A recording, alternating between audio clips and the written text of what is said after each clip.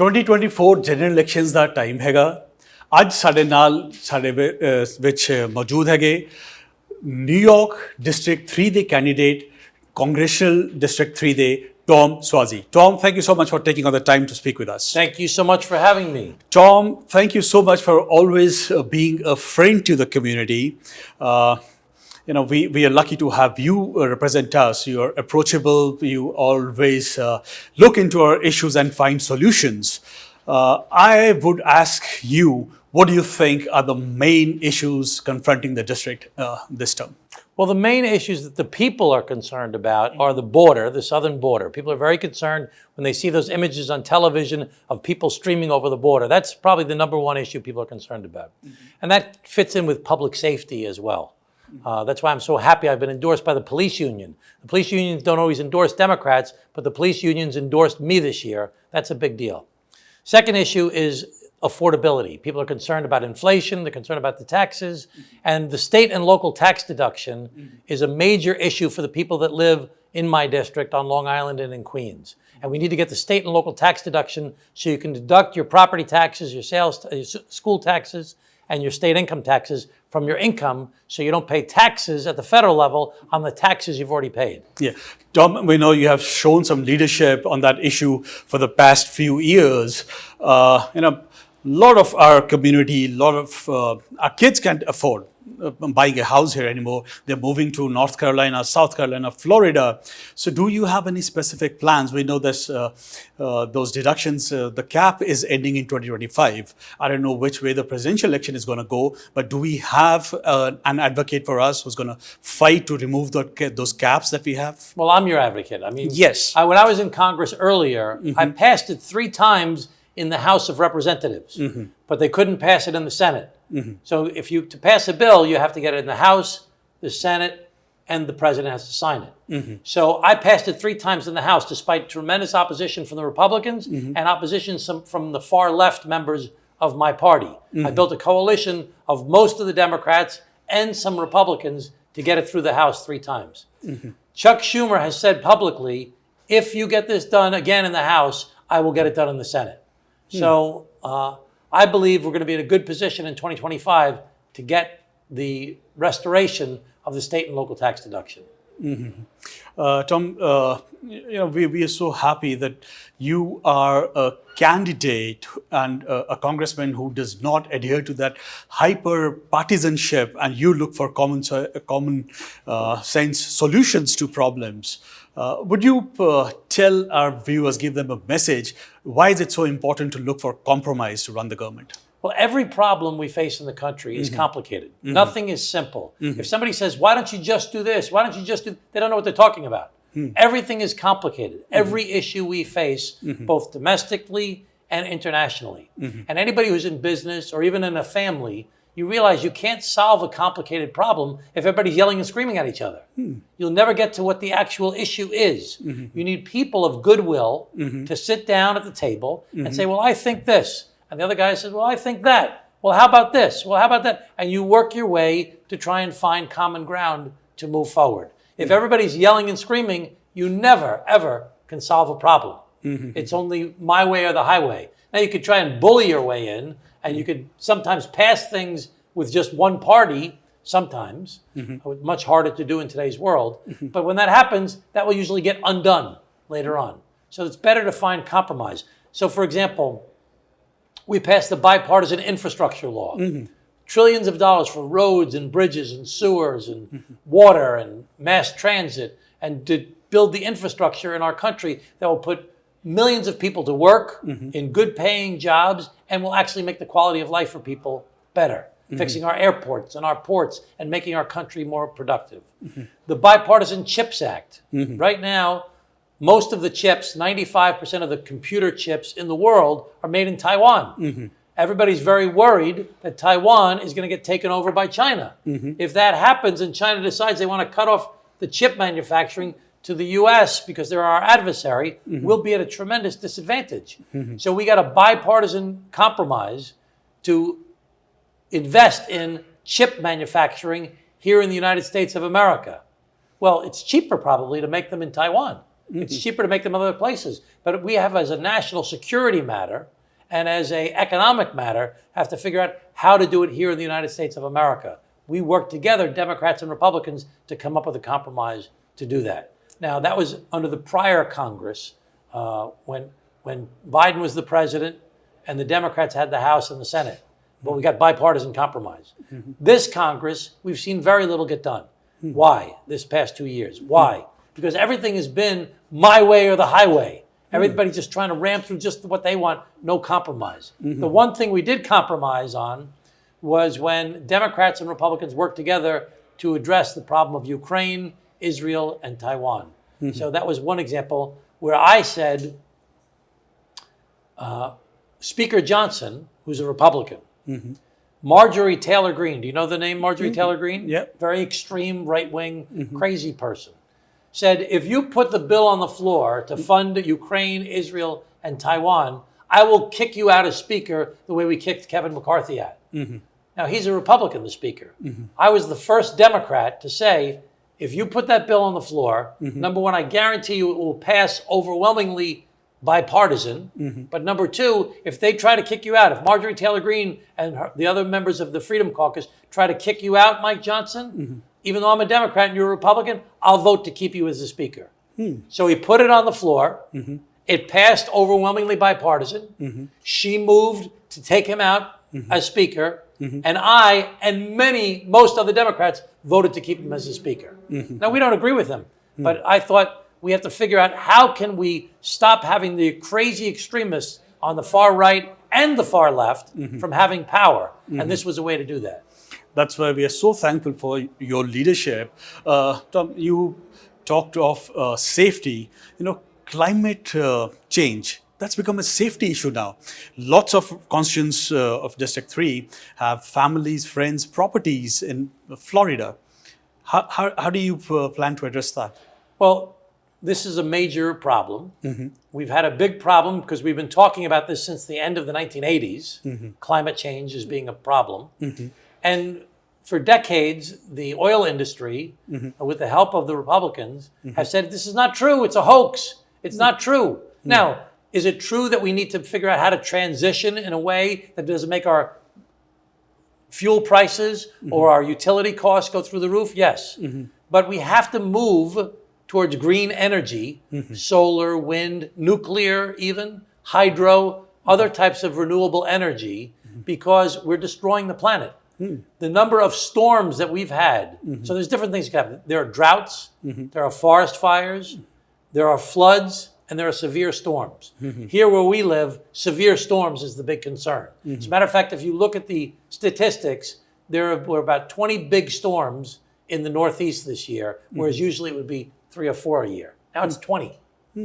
This is affecting us. This is causing tremendous damage to people's property. And you just mentioned Florida, for example, the hurricanes that just happened in Florida.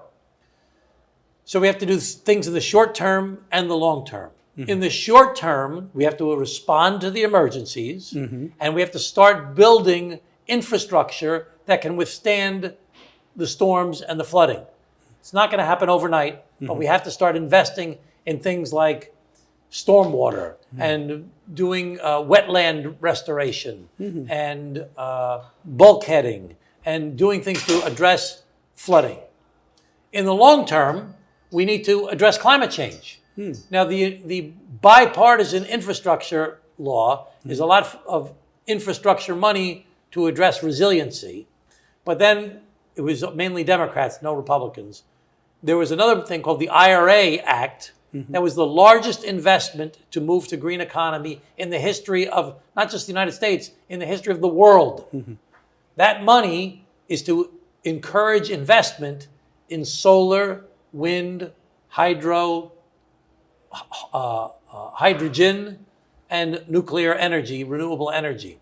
The problem is that President Trump has said, he went to the oil industry, he says, make me the president, I will undo all of that work on climate change, just give me $1 billion for my campaign. So that's really a problem. The problem is that President Trump has done a very effective job of distracting people from talking about the issues. There's a lot of things that he wants to do that are very extreme that we never hear about, but it's in a book called Project 2025. Yes. But when they asked him, why, Mr. President, did you kill the bipartisan deal to secure the border? Because in February, the Democrats and Republicans worked together to say, we're going to build more wall, we're going to hire more judges, we're going to hire more border police, we're going to give money to New York and California and other states that have been affected by all these immigrants coming here, Florida, Texas. We're going to do all these things, technology to go after fentanyl. There was a bipartisan deal. Biden said he would sign it. Harris said she would support it. Mitch McConnell said he would support it. The Wall Street Journal said it was great, conservative paper. The U.S. Chamber of Commerce said it was great. The president of the Border Patrol Union, who's a big Trump supporter, said this is the right way to go. Why didn't it happen? Because President Trump called everybody up and his friends in the Senate and the House and said, don't support that deal. I don't want to give a win to Biden, and I want to run on the chaos. But how come we're not talking about that? Because when they asked President Trump in the debate, why did you kill the bipartisan Senate deal to secure the border? You know what he said? They're eating the cats. Yes. They're eating the dogs. They're eating the pets. So for 45 days, all we did is talk about that. We saw the cartoons, people on their phones, of the dogs looking scared or the cats looking scared or people eating out. But nobody talked about the fact that he killed the bipartisan deal. He's a master of diverting your attention from the issues. There are a lot of things that he wants to do, say, for example, in the Indian American community. He wants to deport millions of people. Now, how are they going to pick all the people that they're going to deport? Are they going to look at them based upon their accent or by the way they dress or their skin color? Or how are they going to pick all the people? You think that all the paperwork is perfect? I know for a fact it's not. So the way to go is something I'm working on, which is I'm building a Republican and Democratic coalition to bring in from the outside business, badges, and the Bible.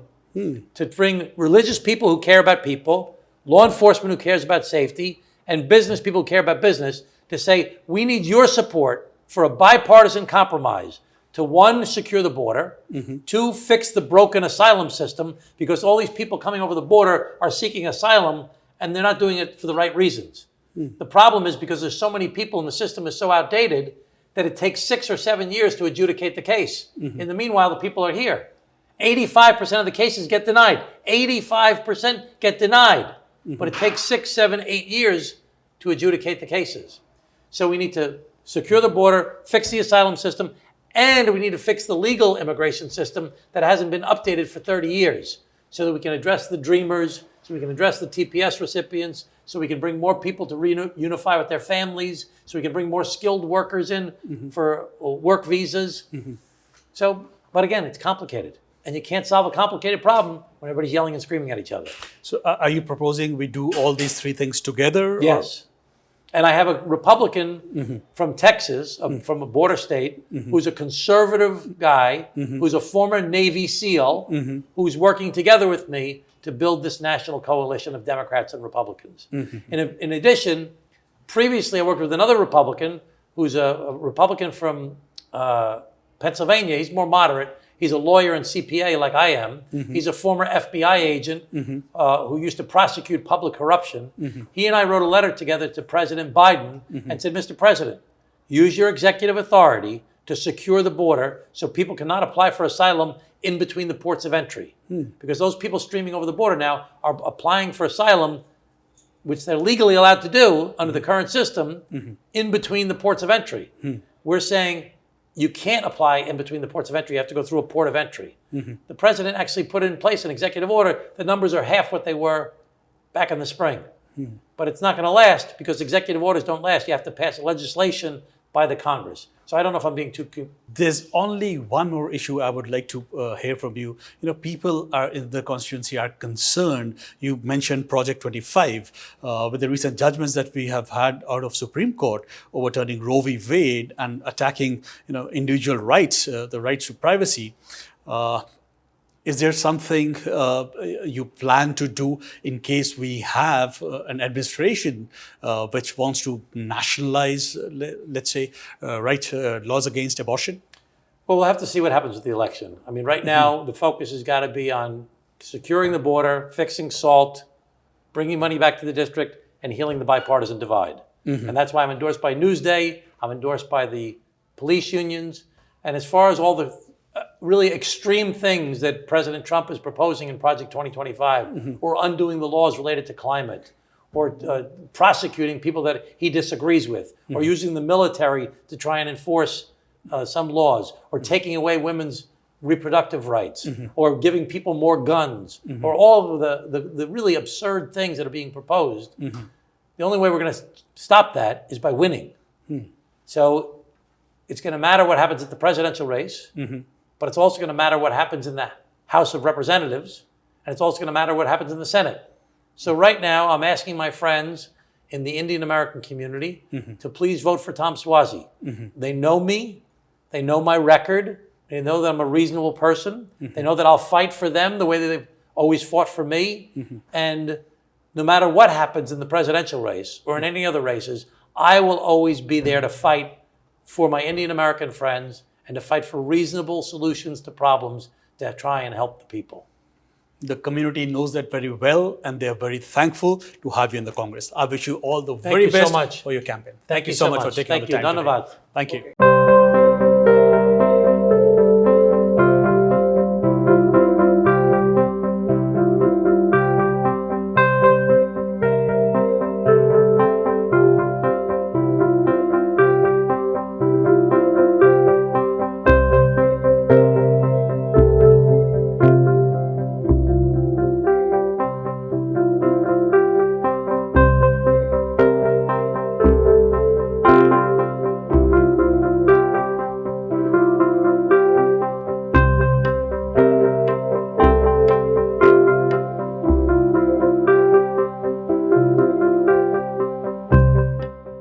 Very effective legislator. She's very reasonable person.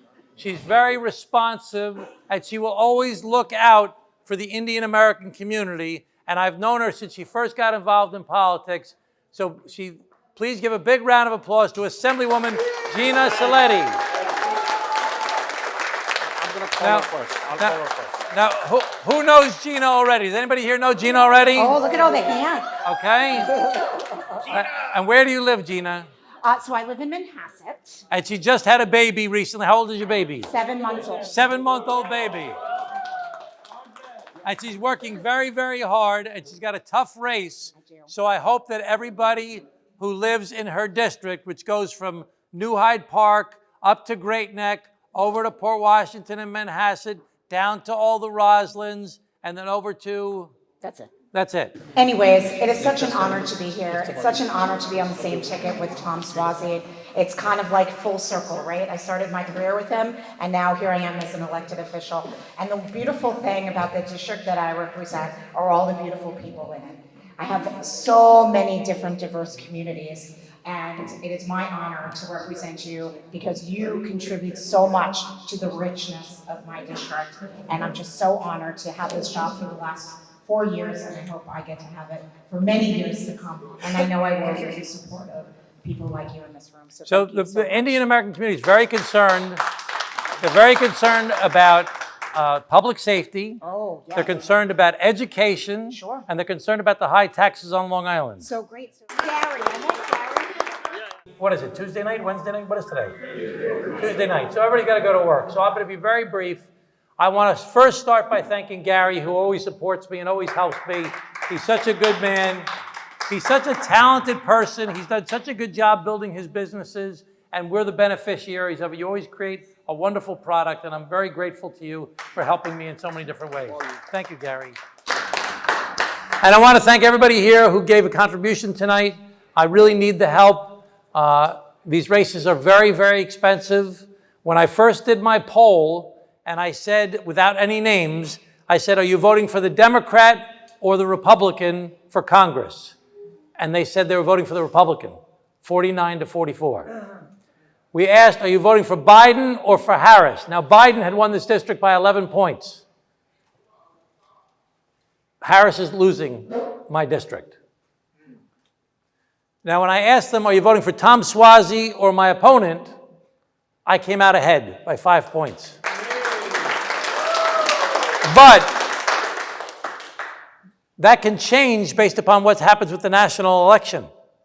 So I'm sure that there are a lot of people in this room that are voting for Harris, and I'm sure there's a lot of people in this room that are voting for Trump. I hope you're all voting for Tom Swazi. That's what I really... So our country is facing a very desperate, difficult time. I don't care whether you've been here for 50 years or for 5 months. If you want to be an American, all you have to do is adopt the ideas of what this country stands for. All men and women are created equal. That's actually under threat right now. Now, it doesn't mean everybody has equal ability, okay? That we know that that's not true. Some people are much more successful than other people. That's the capitalist system. The smarter you are, the stronger you are, the harder working you are, the luckier you are, the biggest risk taker you are, the better you're going to do in a system based upon capitalism. Some people are not very good competitors.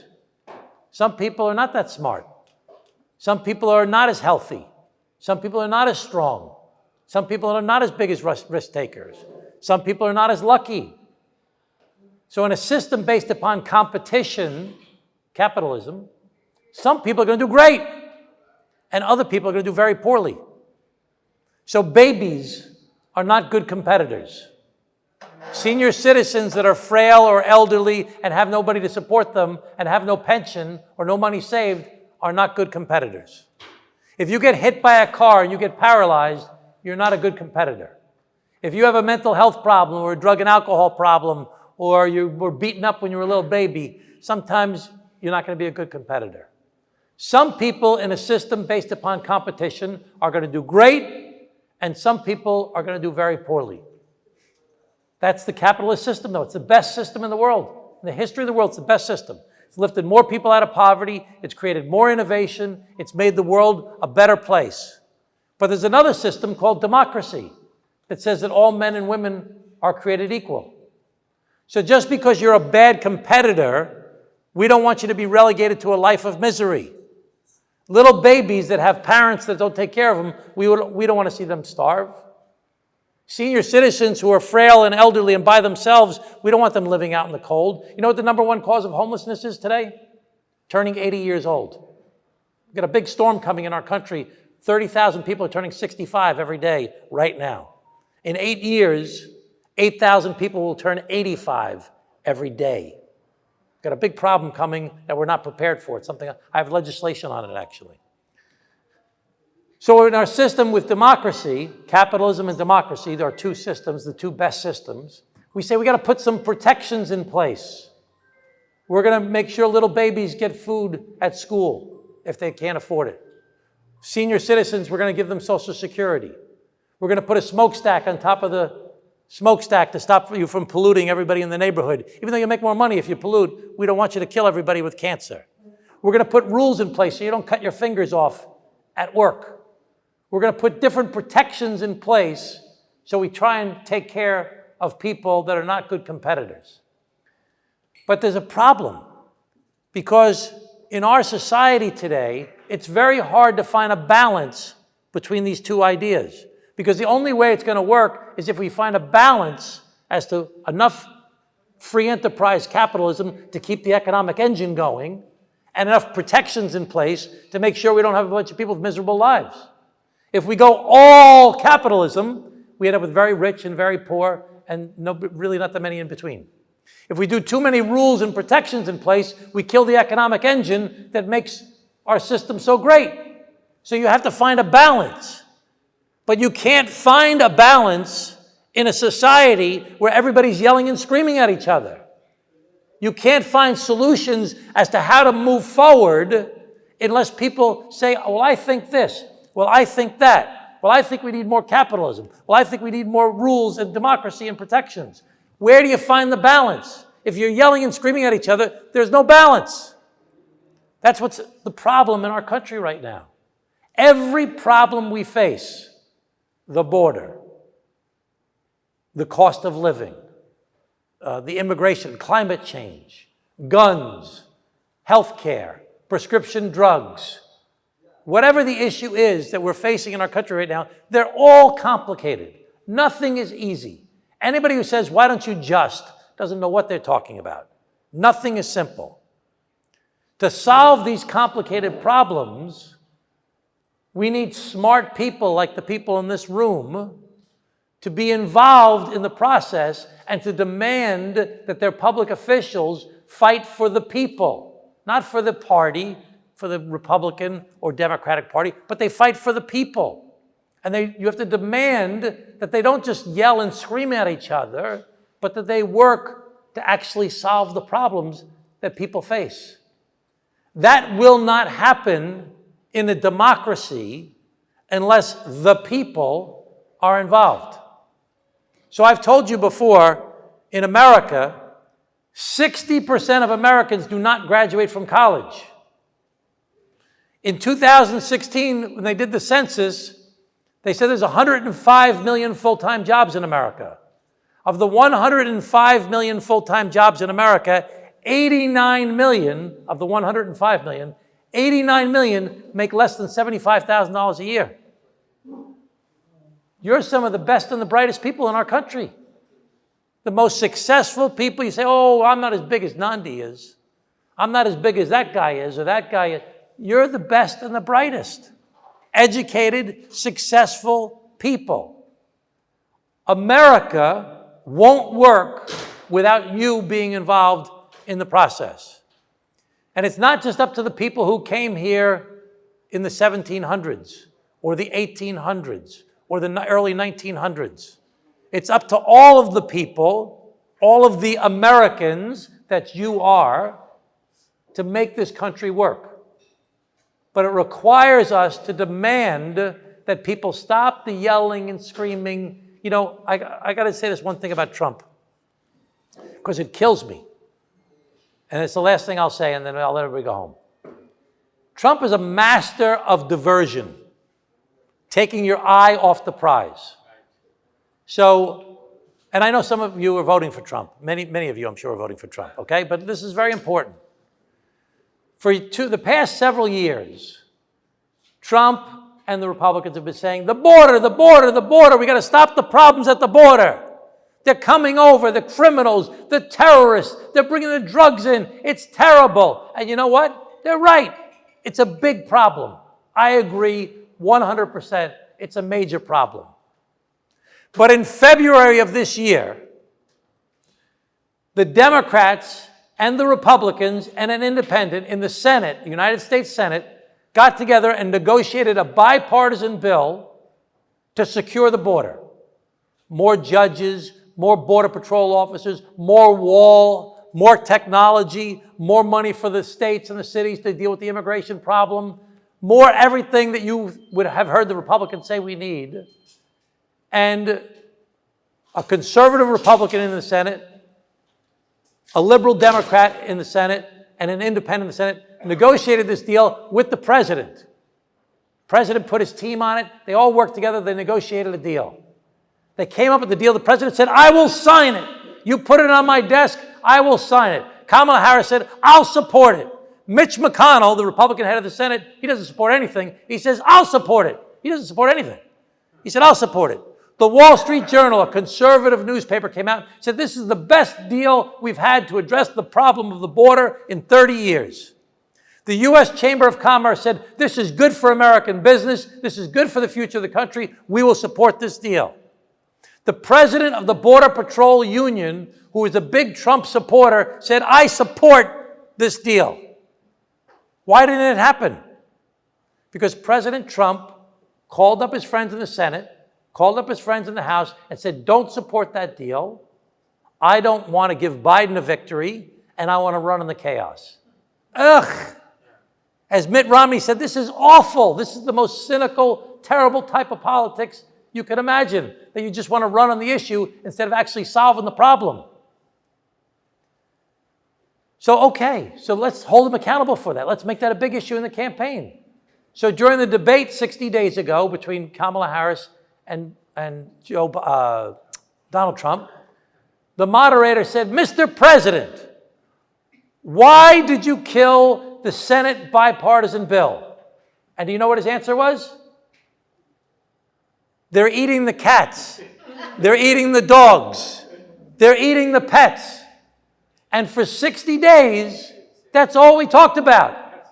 We saw all the videos on our cameras of the dogs, you know, like this, and the cats making faces, and the little babies eating the stuffed animals. You know, it's very funny. Oh, Trump's such a buffoon. No, he did it on purpose.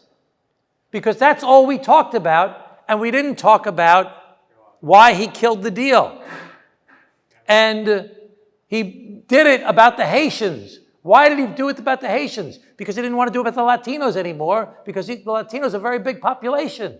And he wanted to make it about a smaller population of people to look at as the other people. So don't be distracted about what's really going on in our country right now, because this is a very serious time. Use your education. Read up as much as possible about what each person who's running for president really wants to do. And regardless of who you decide to vote for, you better vote for Tom Swazi, because I need your help. So I'm not running for president. I'm not running for any other office. As Verinder said, there was one woman who always said, you would be the best president we ever had in the history of this country. And I always used to tell her the same thing. Cut it out, Mom. So, but I'm staying in Congress. I'm not running for, all know I ran for governor twice. I've been through a lot of ups and a lot of downs in my career, okay? And you can't control it. I agree with Tej. It's all in God's hands what's going to happen. And I'm meant to be in this job right now because I've got an important voice that people are finally starting to listen to a little bit, which is that we've got to start working together more and stop fighting with each other to actually solve the problems that we face in our country. And I couldn't do this job, I wouldn't be here if I didn't have your support and your help. So thank you for everything you've done in the past. Thanks for what you're doing for me tonight. Thank you for talking to your friends and your neighbors and your colleagues and spreading the word. Thank you for giving to my campaign. I've got to keep on working over the next 22 days, I think it is. And 3 Tuesdays from now will be Election Day. And we'll find out what happens. And it's going to be a very, very important time in our nation's history. And you Americans are a very important part of deciding what will happen. Thank you very much, everybody. Thank you to Tom Swazi. He's especially here for our invitation. Really appreciate, and I'm thankful to Assemblywoman Jennifer Rajkumar. Thank you to my good friend, always support Tom Swazi. Have a big hand for our best friend, Mr. Deepak Nandi. And I'm thankful to each and every person who came here, especially in a short notice. And we will support, always supporting our friend Tom Swazi, not as he said, as a candidate for the Democratic Party, as a good friend of our community, and always stand for us whenever we needed him. He's always there. I had seen from last 25 years, not from tomorrow or yesterday, 25 years I had seen him helping each and every person whenever gone to him. Really, you're a good friend of not Indian. I had seen you helping each and every person in the community. And I request each and every person, you have to vote on 5th. We have to vote to Tom Swazi, not ourselves. We have to bring at least 5 people from our neighborhood and our friend to vote for that. So with that, I thankful each and every dinner is ready. So thank you very much, each and every person who came here supporting us.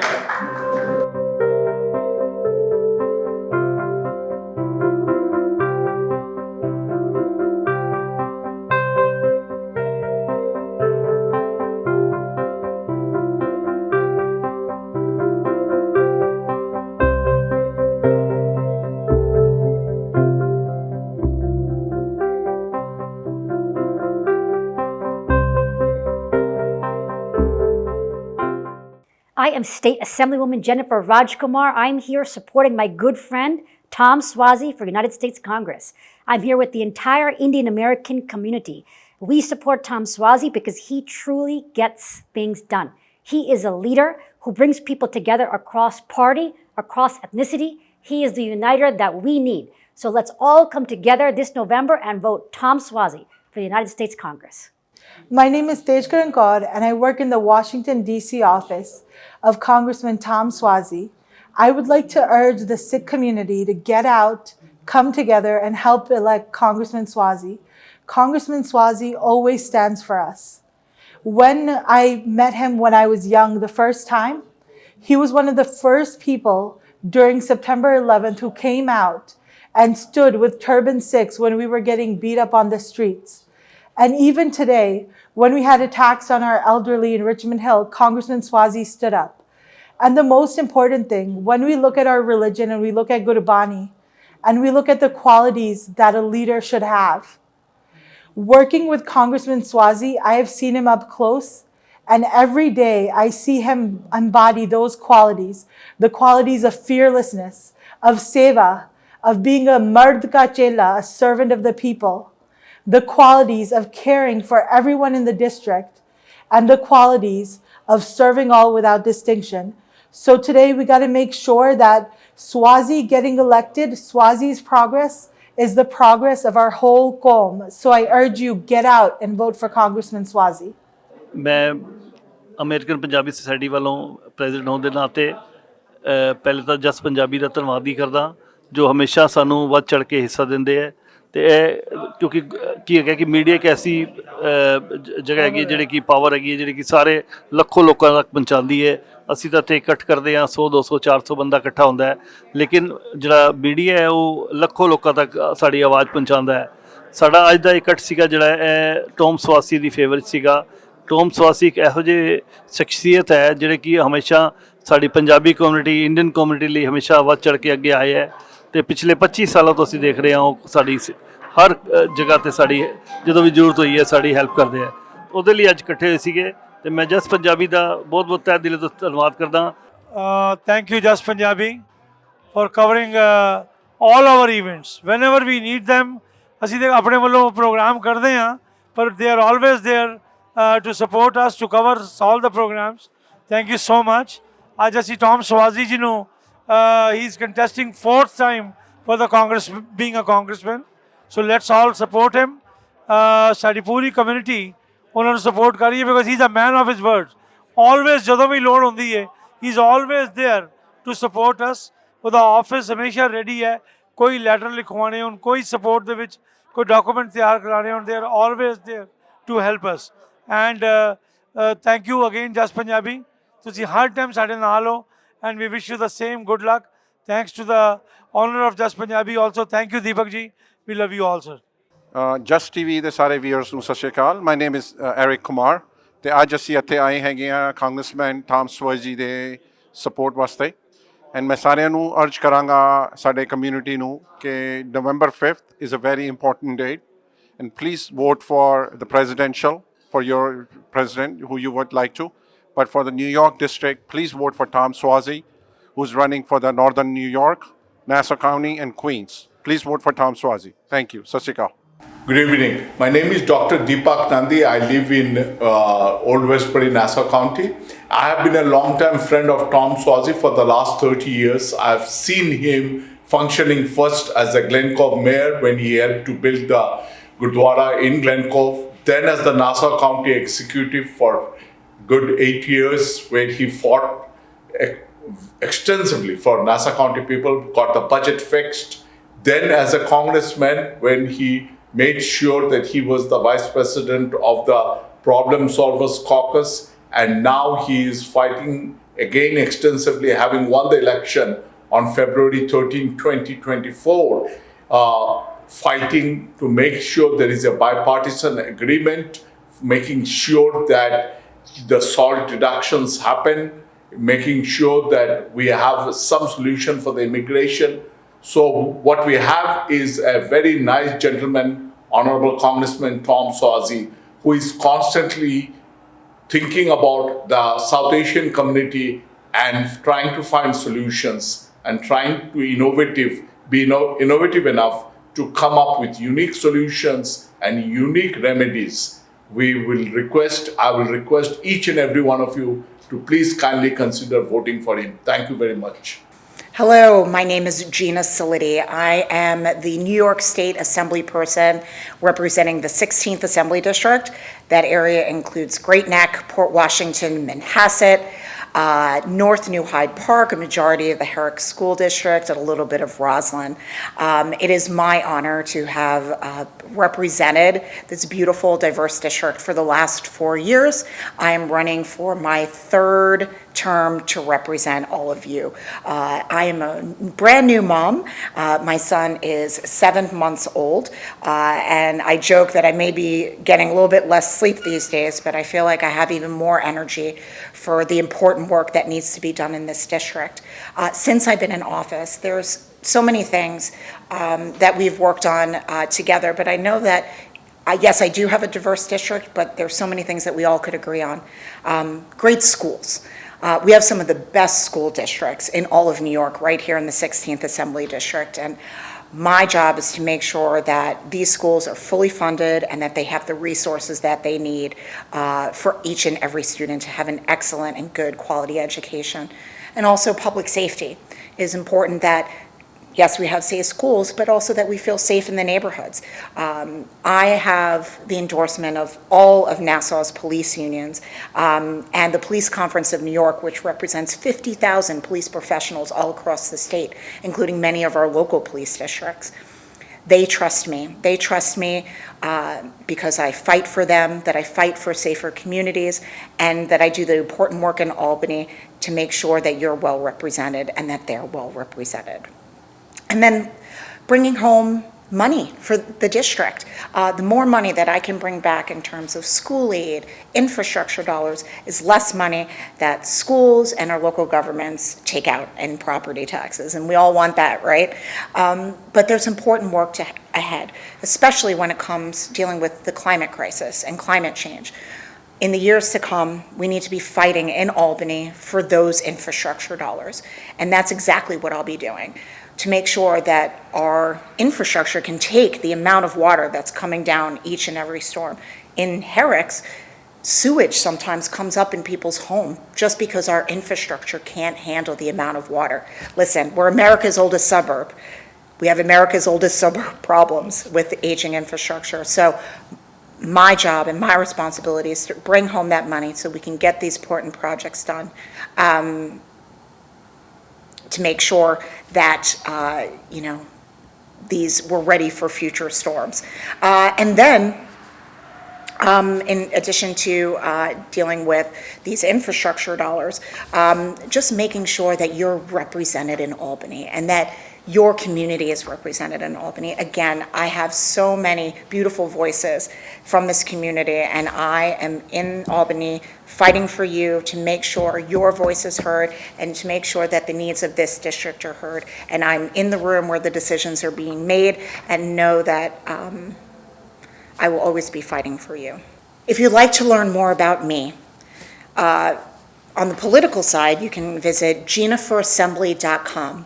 But also, I'm your current assembly person, and my door is always open. I am open and accessible, and I pride myself on that accessibility. I want everybody to feel comfortable talking to me, no matter what the issue is, whether it's a state issue, a local issue, or anything in between. Come to me, and we can point you in the right direction.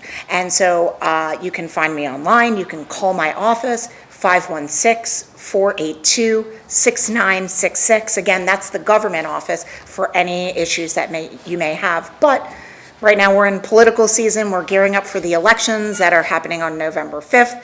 Early voting starts in a couple of weeks on Saturday, October 26th. And you can learn more about my campaign and the work that I've done, again, at GinaForAssembly.com. And again, it has been the honor of my life to represent all of you, and I hope to continue to do it for many years to come. Thank you.